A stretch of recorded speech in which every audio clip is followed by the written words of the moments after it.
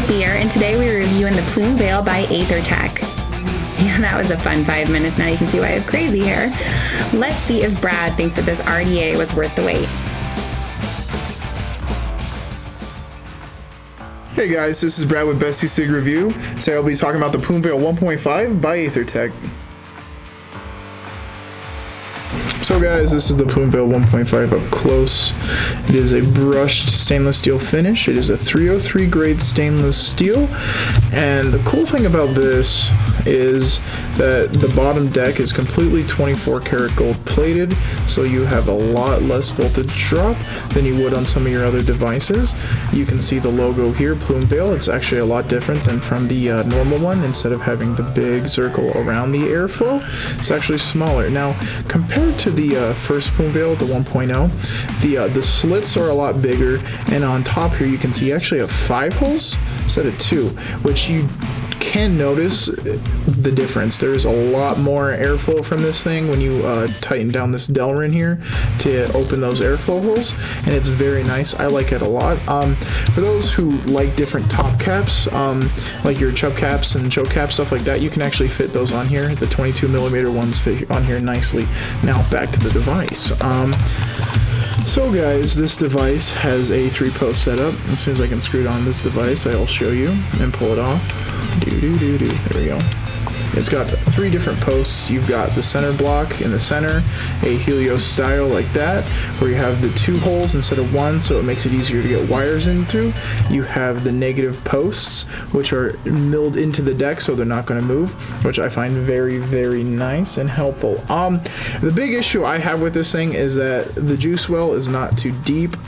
It doesn't hold a lot of juice, but it doesn't hold a little of juice. It's kind of like in that gray area. Some people might like it, some people might not like it, so it could be a potential con for those. Now with the airflow settings, I'm going to run through these with you guys. So you actually have these airflow on both sides right here, which actually shoots airflow underneath and then up into the coils. You have the slits on both sides here, which can be closed off into either dual coil or single coil setup. You have the airflow up here, which this Delrin piece you can screw. Let me screw it off for you guys real quick, just so you can actually see what it looks like if it wants to come off. There we go, like that. And you can actually see through the 5 holes, just to show you. And then that is a very nice, I like the top down. It does definitely make the flavor a little bit more dense and a little bit more hot for those who like those hot vapes.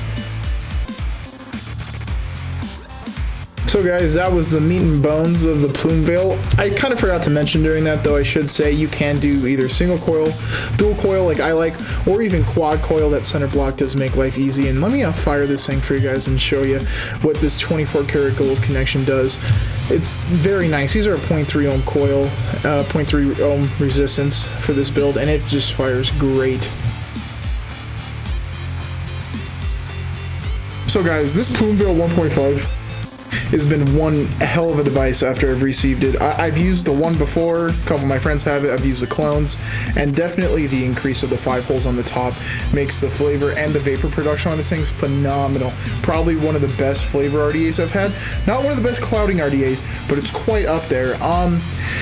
Pros, I would have to say the amount of airflow is nice. You have 6 different settings you can set with, being able to close off. You have dual coil setup and single coil setup. The flavor is amazing once again.